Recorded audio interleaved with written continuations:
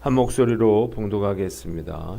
허리에 띠를 띠고 등불을 켜고 서 있으라. 너희는 마치 그 주인이 혼인집에서 돌아와 문을 두드리면 곧 열어주려고 기다리는 사람과 같이 되라. 주인이 와서 깨어있는 것을 보면 그 종들은 복이 있으리로다. 내가 진실로 너희에게 이르노니 주인이 띠를 띠고 그 종들을 자리에 앉히고 나와 수종들리라. 주인이 혹 이경에나 혹 삼경에 이르렀어도 종들이 그같이 하고 있는 것을 보면 그 종들은 복이 있으리로다. 너희도 아는 바니 집주인이 만일 도둑이 어느 때에 이를 줄 알았더라면 그 집을 뚫지 못하게 하였으리라. 그러므로 너희도 준비하고 있으라. 생각하지 않은 때에 인자가 오리라 하시니라. 베드로가 여짜오되 주께서 이 비유를 우리에게 하심이니이까 모든 사람에게 하심이니이까. 주께서 이르시되 지혜 있고 진실한 청지기가 되어 주인에게 그 집 종들을 맡아 때를 따라 양식을 나누어 줄 자가 누구냐. 주인이 이를 때에 그 종이 그렇게 하는 것을 보면 그 종은 복이 있으리로다. 내가 참으로 너희에게 이르노니 주인이 그 모든 소유를 그에게 맡기리라. 만일 그 종이 마음에 생각하기를 주인이 더디 오리라 하여 남녀 종들을 때리며 먹고 마시고 취하게 되면 생각하지 않은 날 알지 못하는 시각에 그 종의 주인이 이르러 엄히 때리고 신실하지 아니한 자의 받는 벌에 처하리니 주인의 뜻을 알고도 준비하지 아니하고 그 뜻대로 행하지 아니한 종은 많이 맞을 것이요 알지 못하고 맞을 일을 행한 종은 적게 맞으리라. 무릇 많이 받은 자에게는 많이 요구할 것이요 많이 맡은 자에게는 많이 달라 할 것이니라. 아멘. 오늘은 누가복음 12장 말씀을 가지고 허리에 띠를 띠고 등불을 켜고 라고 하는 제목으로 묵상 나눔하도록 하겠습니다. 오늘 본문은 주의 재림에 관한 세 가지 비유가 나와 있습니다. 지난 장에 예수님은 제자들에게 염려하지 말고 먼저 하나님의 나라와 의를 구하라 말씀하셨습니다. 이어 본문에서는 예수님께서 세 가지 비유로 제자들에게 주님의 재림을 준비할 것을 교훈하고 계십니다. 첫 번째 35절로 38절은 주인을 기다리는 충실한 종의 비유입니다.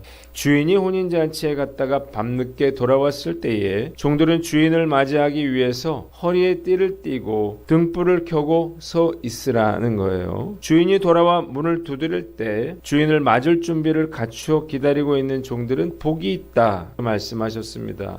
예수님은 심지어 돌아온 주인이 스스로 띠를 띠고 그 종들을 자리에 앉히고 나와 수종할 것이라고까지도 말씀하셨습니다.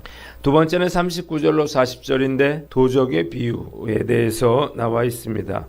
주님의 재림이 도적이 집을 뚫고 들어오는 것 같이 아무도 예상하지 못한 때에 주님께서 오실 것이므로 미리 예비하고 있으라는 것입니다. 세 번째는 42절로 48절 선한 종과 악한 종의 비유가 나와 있습니다. 세 번째 비유는 선한 종과 악한 종의 비유로 재림 때의 상급과 심판을 말하고 있습니다. 베드로가 예수님께 이 비유를 누구에게 하신 것입니까? 물었더니 주님께서 말씀하셨습니다.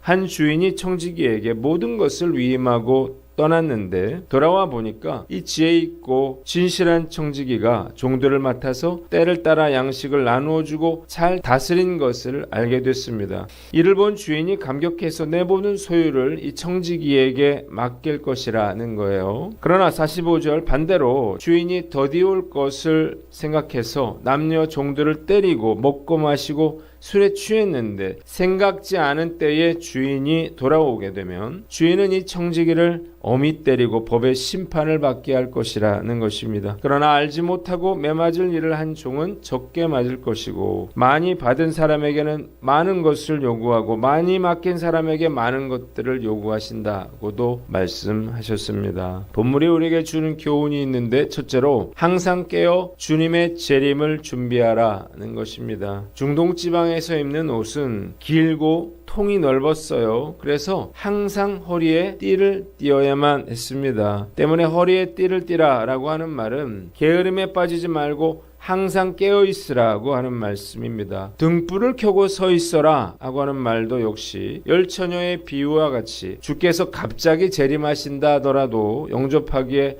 부족함이 없도록 만반의 준비와 태세를 갖추라는 말씀이에요. 이 비유들은 우리가 적극적인 봉사와 충성으로 주님의 재림을 예비해야 한다는 것을 말해줍니다. 이 청지기직에 충성했을 때 큰 상급뿐만 아니라 불성실했을 때 심판을 받게 될 것이기 때문입니다. 예수님의 재림은 축복뿐만 아니라 심판으로 나타난다는 사실을 깨달으시기를 바랍니다. 성실하게 주의 재림을 준비한 사람은 상급을 받게 되지만 주님이 오실 것을 믿지 않거나 자기 마음대로 살거나 아무것도 준비하지 않은 종은 심판과 징계를 받게 되는 것입니다. 충성된 종은 주인이 밖에 나갔다가 집에 돌아오지 않으면 주인이 올 때까지 자지 않고 주인을 기다렸습니다. 종의 일이 끝나는 때는 언제인가요? 주인이 와서 잠자리에 들 때죠. 주님은 우리 그리스도인들이 언제나 다시 오실 주님을 기다리는 자세로 살아라 말씀하셨습니다. 부활하신 예수님께서는 장차 이 땅을 심판하시기 위해서 하늘 보좌를 떠나 이 땅에 다시 재림하실 것이라는 사실을 깨달으시기를 바랍니다. 예수님의 재림의 때는 그 누구도 알 수 없고 그날은 도둑같이 임합니다.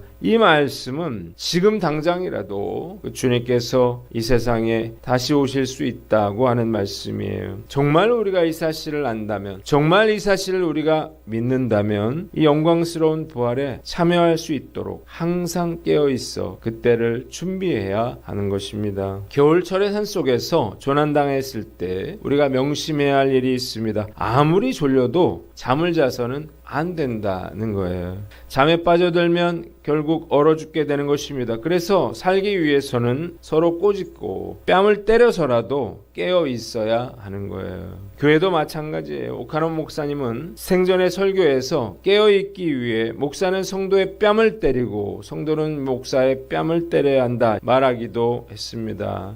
우리 교회 영적으로 잠들어 있는 그런 성도가 있다면 그를 흔들어 깨워야 합니다. 영적으로 잠들면 주님께서 공중에 임하실 때 들려 올라갈 수가 없기 때문이에요. 이 세상은 나그네 길이고 잠시 바람처럼 지나가는 곳입니다. 우리가 소망해야 할 곳은 바로 천국이고 부활인 것입니다. 오늘 난 어떤가 스스로를 살펴보고 영적으로 깨어 주님을 기다리는 삶을 사시기를 바랍니다. 세상의 마음을 빼앗겨 영적으로 잠들지 않도록 늘 깨어있는 저와 여러분들 되시기를 주님의 이름으로 축원합니다. 두 번째는 미혹되지 말라는 것입니다. 40절에 예수께서 이러므로 너희도 예비하고 있으라 생각지 않은 때에 인자가 오리라 말씀하셨습니다. 주님의 재림의 시기는 오직 아버지 하나님만 아신다는 사실을 깨달으시기를 바랍니다. 그러므로 그 누구도 재림의 때에 대해서 재림의 날에 대해서 이야기해서는 안 되는 것입니다. 예수님의 재림에 가장 큰 논란이 되는 것 바로 이 재림의 날이 언제라고 그렇게 말하는 거죠. 재림과 심판의 날이 언제다 라고 말하는 순간 바로 이단이 됩니다. 심판의 날은 오직 아버지 하나님만 아시는 거예요. 마태복음 24장 36절에 그러나 그날과 그때는 아무도 모르나니 하늘의 천사들도 아들도 모르고 오직 아버지만 아시느니라고 했습니다. 그 누구도 재림의 때에 말해서는 안 되는 것입니다. 한참 예수님이 오신다고 시끌벅적했던 1992년도에 종말론자들은 그의 10월 28일 날 예수님이 오신다면서 전도를 하기 시작했습니다. 한 종말론자가 목사님에게 예수님이 10월 28일 날 오십니다 이렇게 말했어요. 그러자 그 목사님이 그에게 이렇게 물었습니다. 집이 있으십니까? 예, 작은 아파트가 하나 있습니다. 자, 그러자 목사님이 다시 물었어요. 그러면 그 집을 저에게 주십시오. 왜요? 당신이 휴가되면 제가 그 집에서 살려고요. 그러자 종말론자가 도망갔다는 거예요. 실제 1992년도에 저는 지하철에서 종말론에 빠진 여자분하고 논쟁을 벌인 적이 있습니다. 이 여자분이 하도 저를 잡고 1992년 10월 28일이 마지막 날이라 이렇게 말을 하기에 그날 만약 예수님이 오지 않으면 어떻게 하실 거예요? 그렇게 물었더니요. 그분이 저에게 이렇게 말했습니다. 그날 만약 예수님이 오신다면 어떻게 하실 거예요? 지금 그분이 뭘 하고 있을지 모르겠어요. 재림의 날은 반드시 오겠지만 그날이 언제인지는 아무도 모른다는 사실을 깨달으시기를 바랍니다. 하나님께서 이 재림의 날을 비밀로 하신 이유가 있어요. 첫째로 재림의 날이 정해지면 이 세상에 엄청난 혼란이 오게 될 것이기 때문입니다. 모든 게 중단되겠죠. 그래서 인류는 이로 인해서 엄청난 고통을 당하게 될 것입니다. 두 번째, 재림의 날이 정해지면 그 이후에 구원받는 사람들이 구원받는 건 불가능한 일이 되기 때문입니다. 왜 하나님이 재림의 날을 늦추시는가? 하나님께 돌아올 사람이 있기 때문이에요. 세 번째, 재림의 날이 정해지면 그 전까지는 신앙생활을 제대로 할 필요가 없는 것입니다. 만약 2200년이 재림의 날이라고 해봅시다. 그렇다면 지금 2025년을 사는 우리들하고는 재림은 전혀 상관없는 그런 일이 되는 것입니다.